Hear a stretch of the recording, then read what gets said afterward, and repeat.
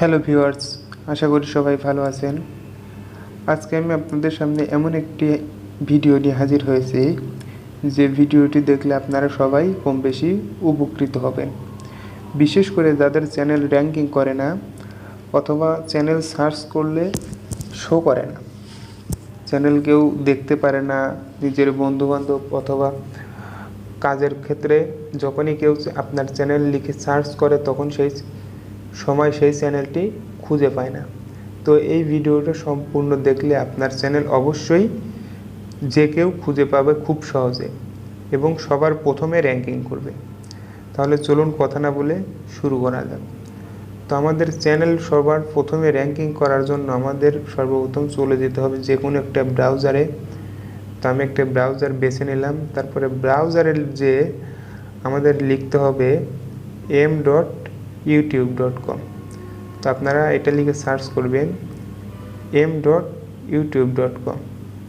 তো এখানে সার্চ করার পরে সরাসরি আপনার ইউটিউব চ্যানেলের মধ্যে নিয়ে আসবে। যদি আপনার এখানে আপনার চ্যানেলের লোগোটা না দেখায় তাহলে অবশ্যই আপনার জিমেল দিয়ে আপনার চ্যানেলটি লগ ইন করে নেবেন। লগ ইন করার পরে উপরে দেখতে পাচ্ছেন 3 ডট আইকন। তো এই 3 ডট আইকনের উপরে ক্লিক করবেন, তারপরে ফোনটাকে ডেস্কটপ সাইট করে নেবেন।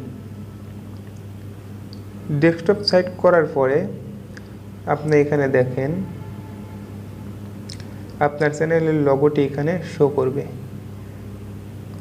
দেখতে পাচ্ছেন এখানে আমার চ্যানেলের লোগোটি শো করছে। তো লোগোর উপরে ক্লিক করে দেব। লোগোর উপরে ক্লিক করে দেওয়ার পরে দেখেন ইওর চ্যানেল নামে একটা অপশন আছে। তো ইওর চ্যানেলের উপরে আমাদের আবার ক্লিক করতে হবে। তো আমি ক্লিক করে দিলাম। ক্লিক করে দেওয়ার পরে দেখেন কাস্টমাইজ চ্যানেল নামে আরেকটা অপশন দেখা যাচ্ছে। তো কাস্টমাইজ চ্যানেলের উপরে ক্লিক করবেন। একটু লোডিং নিচ্ছে।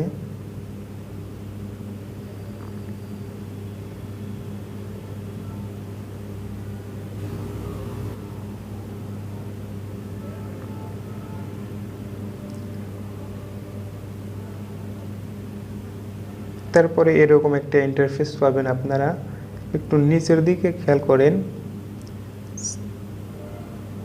আমি আপনাদের জুম করে দেখাচ্ছি। দেখেন এখানে দুইটি অপশন আছে। তো আমরা এই সেটিং অপশনের উপরে ক্লিক করব।